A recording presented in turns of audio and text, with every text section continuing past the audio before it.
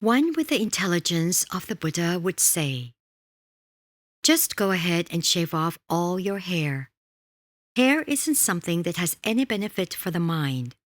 The only benefit it serves is an instrument in adorning this body to make it look good. So there is this saying, animals have beauty due to their coats. Humans have beauty due to their dress. Think about it. Suppose that we weren't to straighten our hair or dress it up in any way. Doesn't it look quite repulsive and scary? And then on top of that, we have to deal with hair that is graying and turning white, just adding to its unattractiveness. Ultimately, we spend a significant amount of time and money maintaining our hair, and in doing so, we get exposed to toxic chemicals. Dyeing our hair causes those chemicals to enter our bodies and thus is a cause that would put us at risk of cancer. So having escaped one type of dissatisfaction, we come right up against suffering in another form. There is a saying, having just escaped a tiger, one comes right up against a crocodile. We can get away from the signs of being old just to come right into illness. Dyeing our hair as a means of getting away from a graying head of hair, only to have cancer come in its place, does this sound like a fair trade to you? It's better if you just don't try to escape from old age. Try to take my word for it.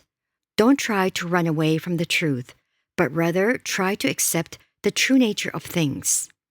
Being able to receive the reality of things, our hearts are not going to suffer. They'll be at ease. So what do we need to do to accept the true nature of things? It is just this. When we know that the heart is being unaccepting of the truth, we have to put a stop to this. We have to stop the heart's obstinacy.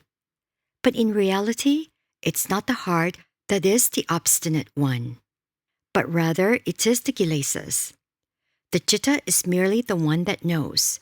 The citta can follow after craving, or it can go along with tamma. The citta has the capacity to follow along with tamma, but right now it is as if it were the younger sibling of the kilesa of craving to which it is subordinate, by which it is getting ordered around. At times, the heart genuinely wants to follow the tamma, but is simply unable. Sometimes, having just gone to listen to a tamma teaching, we are resolved to follow along with what was explained to us, but simply cannot.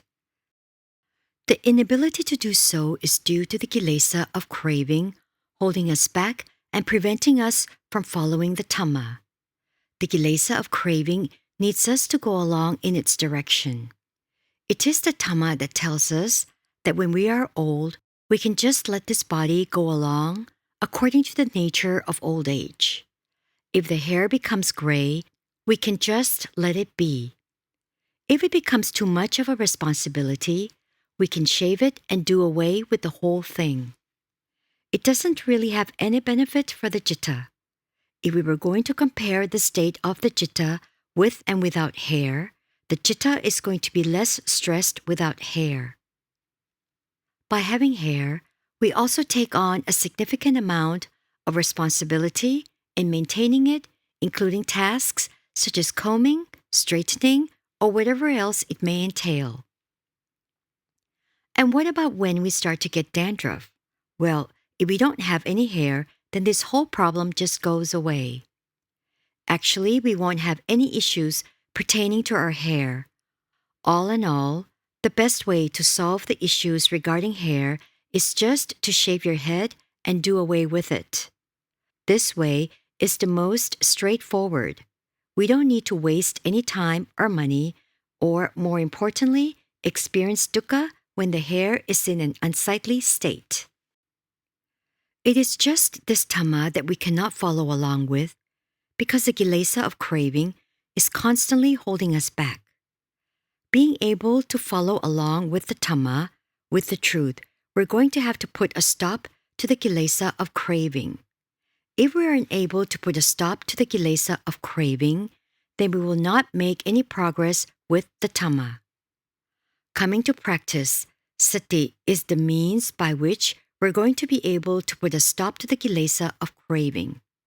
It is through practicing and cultivating mindfulness that one can stop this kilesa. Then once stopped, we will be able to follow along with the instructions of the Buddha. The Buddha teaches that when this body has become old, we ought just to let it go with the flow of aging. And when it becomes afflicted with pain, just let it go with the flow of being in pain. When it needs to die, just let it go and die. One way or another, whether we can let it go or not, the body has to grow old, get sick, and die either way. If we can put it down, the heart will be at ease, calm, rather than being inflicted with suffering. We're going to have joy and peace in our hearts. There will be happiness in the midst of the body undergoing hardship. In whatever way the body might become elderly, become sick, or by whichever way the body is going to die, the heart is not going to become upset and anxious over these things. However, this all depends on being able to calm our hearts and to put an end to the kilesa of craving.